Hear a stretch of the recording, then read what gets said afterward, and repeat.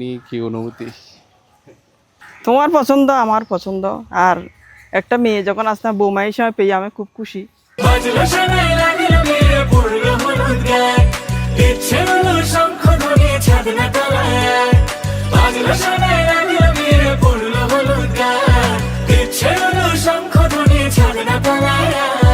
আসলো তবে শুভ লগন, মিলবো দুজনায়, ফুলের সাজে সবার মাঝে পড়লো হলুদ গায়ে।